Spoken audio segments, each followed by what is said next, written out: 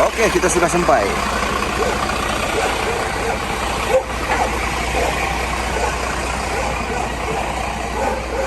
Ada ular, ha? Kita tengok ular apa. Tadi saya ingat you babai bomba. Sebab biasa orang babai bomba, rupanya you panggil. Bastur.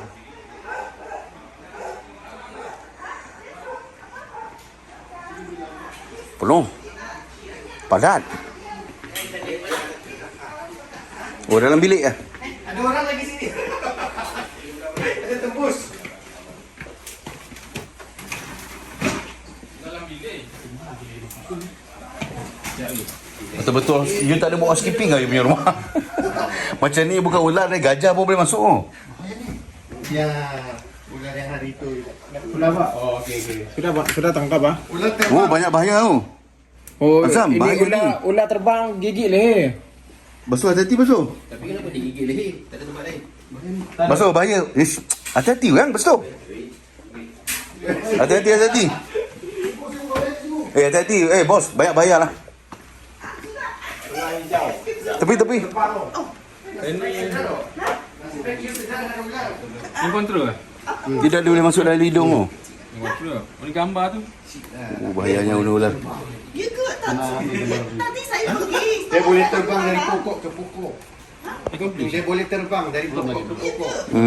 Ya, tadi saya pergi. Saya tengok cari barang.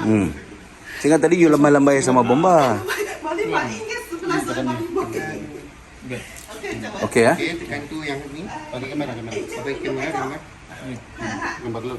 Gambar si. Selfie ya? Tapi bagus gambar guna apps terus. Hati-hati basuh. Tidak, dia guna lagi. Hati-hati basuh. Timbalan. Bahaya ni.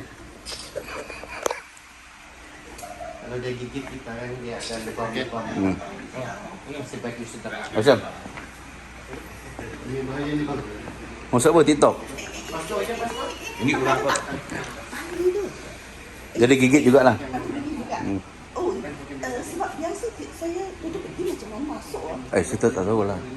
Biasa mesti ular kecil mesti masuk celah pintu ke atas ke tingkap ke kan. Tapi tadi saya nampak satu sajalah. Tapi tak ada lagi tak.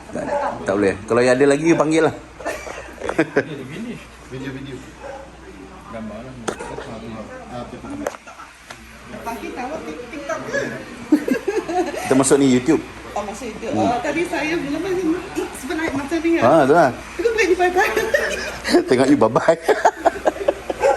Yang you bye-bye sampai sana pergi. Ini macam